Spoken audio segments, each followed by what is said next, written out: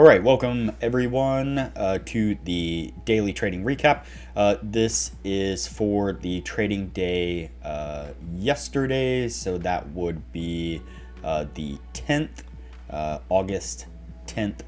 And so, like I said, I'm trying to find a good time to do these videos. I was hoping to post these the same day, but they seem to work out better if I post it the following day. And so, for those of you who may not know, basically, a little over a month ago, I developed a strategy to start trading just some basic options of the S&P 500 and started playing around with just like a small account type thing. Like I said before, just kind of as a joke, see what I could do, and had some really decent days, was able to grow that account over 100% in it's been over a month now, and you can see that we had some really good days, had a nasty little drop right here, but now we're just kind of holding steady. The last week or so of the S&P 500 has been really super choppy and indecisive, and so basically just kind of treading water at this point, waiting for the market to start cooperating again. We started the day as we normally do with some really super early morning Forex analysis by Sasquatch. This is our Discord. This is the Patreon only channel, and so the patrons have access to this channel here, and it's kind of a private channel where we post a lot of great information. Sasquatch here is a Forex trader, does a really wonderful job of the market analysis, Forex market analysis. Starts really early, throwing out these analysis almost every single day. And so we scroll forward here into the day, and it started right here. Now the day started off super wild, and so right at 8:30, we get this massive spike, and this kind of happened across the board in Forex and in the kind of general market, S&P 500, stuff like that. Got this massive spike right here in price action, and so you can see that we all kind of started reacting to it here in the Discord as those spikes started taking place. And so that was kind of an interesting beginning to the day. Like I said, they had spiked it up over or at least right to the top of this zone right here. And so these blue shades right here and the kind of tan shades, those are aftermarket and pre-market designations right there, but all these colored lines right here, these colored lines running the horizontal on the screen, are all areas of support and resistance of different kind of levels and time frames that I've just kind of marked out for just general reference. And you can see one of them was right here, this nice big purple zone, and we had kind of flirted with this zone a few times back a couple of days ago, and so wasn't really sure exactly what they were going to do when they spiked it up into this area first thing, and especially since it was just riding right at the top of this. And so the market opens, and again, I generally do not trade the first 15 to 30 minutes of the market open, and most of the time the last hour to 45 minutes of the market close, just because those tend to be very volatile times, and it's very hard to kind of pinpoint an accurate entry during those times because the market's just whipping around all over the place. And so market opens, and I was hoping to see that the market immediately was going to break above this high right here, this kind of pre-market high, and start making a nice little jog up right there, showing that we had a nice upward trend for the day. But to my surprise, they opened it and immediately spiked it down.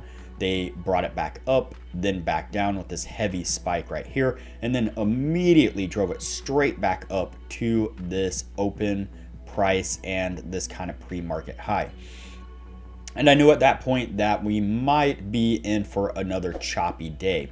And so anytime you get an instance where market gaps up this heavily, everybody who was holding any kind of positions overnight of any significant value immediately started taking profits into the open and throughout the day as price continued to not move higher, but just kind of stagnant right here. As we get drops and we come back up, people are just selling their positions, trying to get out of those with the nice fat profit that they had earned by basically doing nothing, just holding this overnight on some release of some new stuff. And so that is why we get kind of this stalemate going on here, or this tug of war, where some people are trying to drive it down. A lot of people saw this big, large green candle and was thinking, this price is going to take off for the day. This is going to be a really good, nice green day as it continues to push it up. But as again we keep spiking up, it keeps getting spiked down. And so the first entry that I called out on the day was right here at 1046. Basically was just sitting there watching. I didn't like the way price was bouncing around all over the place, and as price broke down into this area right here, this kind of big long red bar right here, I was tempted to jump in. I had my finger on the trigger on some puts, just sitting there watching and seeing what price action was going to do here. And sure enough, I'm glad I hesitated, because again, immediately they just spiked it straight back up and right to the open of the day, the high of the day, open of the day. And so nearly avoided a nasty losing position right there. And as it pushed up right here and started making its way back up to the high of the day and that pre-market high, I thought this could be the point where we get a nice little breakout and we could get that nice run for the rest of the day to the upside that a lot of people were probably anticipating might happen. And so I went ahead and again called out the first calls right here at 1046. That was the position that I had jumped into there, and price immediately just started to run sideways right here. Generally, when you are jumping in a position right at a breakout level like this, you want to see it break and take off really nicely. The fact that it just stalled right here and there was this heavy tug of war really had me concerned. And so I was really kind of biting my nails, waiting, hoping I wasn't going to get stopped out on this as it started to push down. Each time it pushed down right here, I had, again, my finger on the button ready to sell my full position at a little bit of a loss. But luckily, just kind of rode through that fear there and started to push up, and we got this nice spike. And as we spiked up right here, I went ahead and jumped out of a partial position, basically sold out of one contract and was holding two, again, hoping that we would come up, make a nice little correction, and then continue to the upside really nicely, getting a really good solid day in. But they just weren't having that. As soon as it popped up right here, it immediately got spiked back down into this area. And I'm pretty sure that I held this for this whole kind of roller coaster right here. You can see that it came down, and right here again I have my finger on the trigger ready to let go of the rest of my position, right at basically break even. Then it started pulling up right here, and I thought, well, if we could make a higher low right here, then we might flag out and this might take off to the upside again. But then we pushed down really heavily right here, and right here once again, finger on the trigger. I mean, I was hovering over the button just waiting. If we would have broke down any lower than this red candle right here, I would have dropped the rest of the position.